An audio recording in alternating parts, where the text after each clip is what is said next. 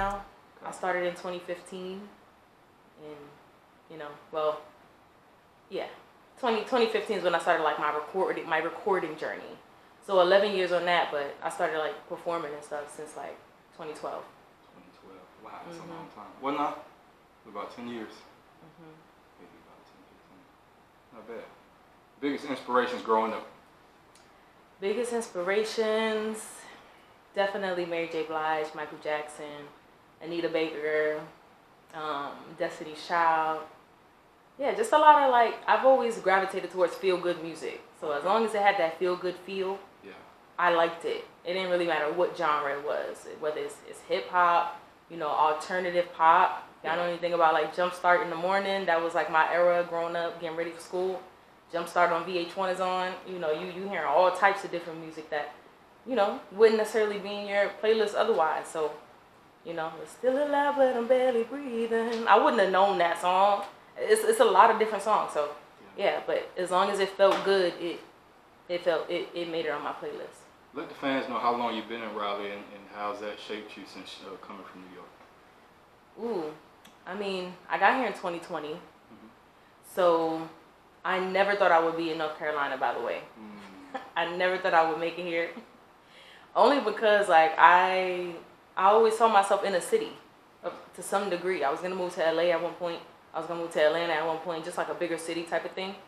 But I don't know. Like, my mom moved out here, and I just kept traveling to see her from New York. And I was just like, this is really not all that bad. It's not as country as New Yorkers or people from up north would think about Raleigh. Yeah. Like, it really is the city. It's just in a different font.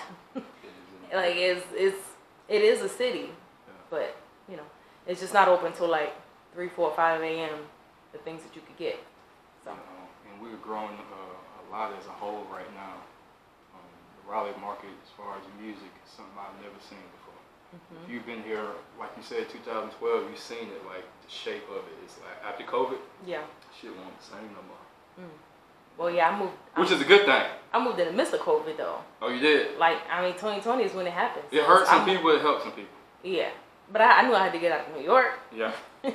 So it's just like, okay, like COVID, it's too many people here. They got us on lockdown, and they pretty much had everybody on lockdown, but it just felt crazier in New York because we used to roaming.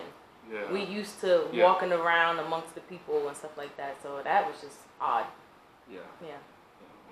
You're right about that. Okay.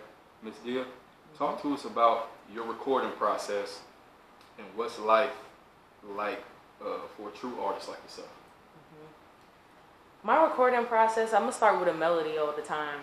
Unless I have a specific concept or theme that I'm already trying to write around, I will go in with the melody, lay a melody, whatever that feels like, and then I'll go in and write a concept. But that's if I'm just like trying to freestyle off the top to create a song.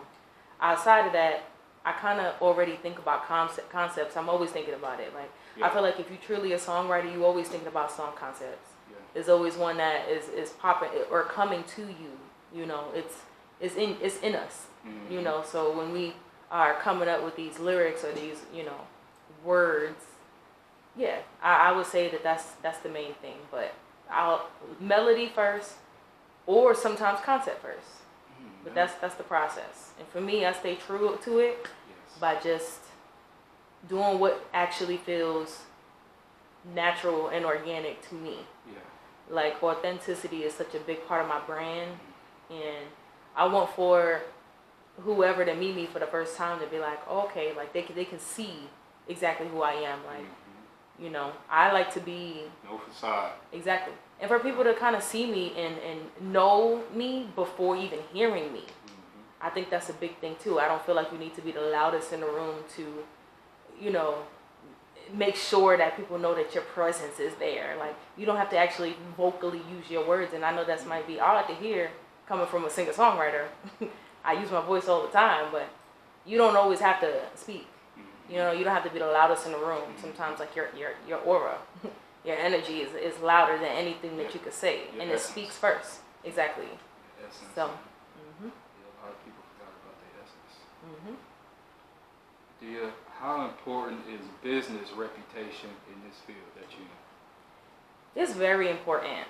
Um, I consider myself someone, even as an independent artist, I still move very professionally. That's right. Like, but that comes from that's across all the boards, within just like the people building, the connecting with people, the relationship building, all of that, as well as the actual creative side of it.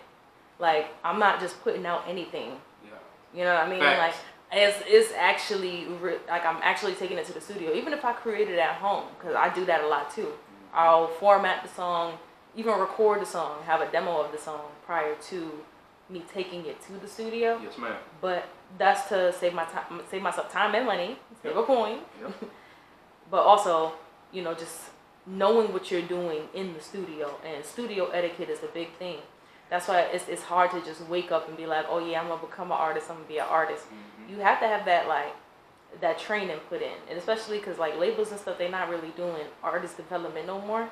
So it's kind of like you have to become developed, you have to become likable already, you have to become all these different things, and you want to make sure that you're doing it for the right thing. Like, you want to be liked and talked about for the right thing. I know that they say like all press is good press, all like media, whatever they talking about, as long as they talking. Like, I want for whatever is being talked about to be an actual representation of what I am, what I represent, and who I am. Yes. Like, not just anything like that. That's pointless. That doesn't represent the brand. So how can we actually build legacy on that? It's just a conversation. It's just a trending moment. But no, like, everything that I stand for, I want for it to be something that lasts. This is the long game that I'm playing. Again, 15 years in, going on 16, like, I'm playing the long game. That's it, and that's what I learned. Yeah. And when it hit, it's gonna stick. So. Yeah, that's what I learned, is to play the long game, because anything rushed, it ain't gonna last long. I just learned to take a deep breath and relax and just take my time. Right. Dear Malay. Malay. Talk to us about the single you just dropped, Charade, off your new album, The Loop. Ooh, so Charade was actually, it's really an album cut, but it's low-key becoming like a single because it's gaining more popularity. But so I guess it feels like a single to the people because I just somewhat dropped The Loop, but it was really Soul Ties was the leading single. Okay. So that was like what I dropped first, and that was the only song out before the album dropped, so it can be considered a single. But yeah, Charade, I mean, again, it goes to that feeling and the concept.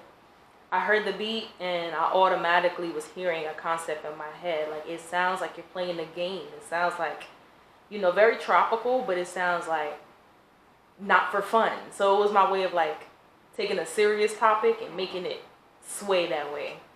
So that's how we got Charade. That one, your microphone. Ooh. Little thing is sensitive. Okay, I see. It's all right. I'm leaving. Sorry, I'm expressive with my hands. It's all moving around. That is good. As long as that mic up there, we good. Say less, we here. Yep. Dear Malay, talk to us about perception versus reality. For instance, the voice, it doesn't change your life, it changes your mindset. Expound on that. Yeah, so I would say it gives you an insight on how the music industry works and the music industry standard, for a sense, but it doesn't gateway you into the music industry. Yeah. And so that's what I mean. Like, it gives you an idea of what to expect, but it is not necessarily it's not always the bridge. Okay. Sometimes it's the seed thrower, right? Because it allows you to be able to gain a certain level of notoriety, but it doesn't actually like open up the industry doors. You still have to physically make that work. You still have to put that work in. And that's really all it is. I'm a big advocate of like doing the work, because that's really what's setting people aside. That's actually also like the artists that don't put the work in, they're actually more likely to give up. They're actually more than likely to be like, all right, I did this once. All right, I'm good. Let me chill. I did what I needed to do. I got my little one song and I'm paid for whatever amount. Like, it gets them in and gets them out.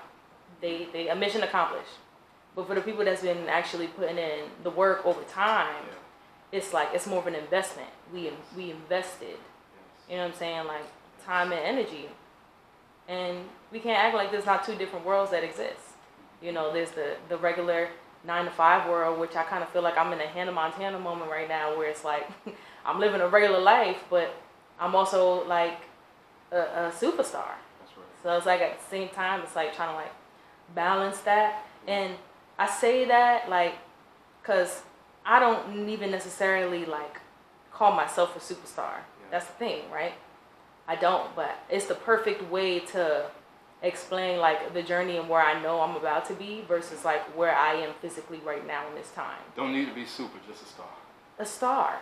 That's it. A star. Star, exactly. Because that's my current state, my current title, a star.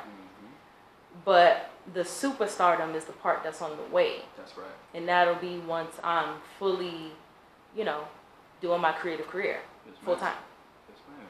Dia Malay in the building, man. Y'all tap in. Best podcast, North and South. Hey, man, we rolling all year in 2026. Talk to us about the networking and connections like Dom you made, and how's that played a role today for you? I mean, I like going to meet the people. Yeah. I like actually shaking the hands and like just popping up on people, because that's going to be the thing that people remember forever. Yeah. Like just yesterday I was driving and I saw a group of girls like hanging out outside the car. It looked like they were preparing themselves to go inside the venue. Yeah. And I wasn't even outside. I was just driving by. Yeah. And I stopped and I was like, hey ladies, where y'all stream y'all music?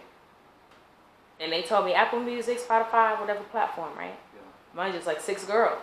Yeah. I'm just stopping. I'm just a girl in a car, like just driving up. But they came up to the car and wanted to talk to me still. So I was like, okay. So just put them on right there. That's 6 new people that I just introduced to Dia Malay. And they were all excited. They passed me their phone. They put their phones in my hand and said, here, find your page. Yes. Find your profile. Yes. So, I mean, it really is just that easy. If you are, again, that's the work part. That's the putting the work in part. Like, not everybody is willing to do that. You know, see an opportunity and be like, let me slow down. Let me roll my window down and see if they would, you know, be open to being put on to a new artist. People are just not doing that. Me, I already work in customer service on a daily basis. I'm used to talking to people that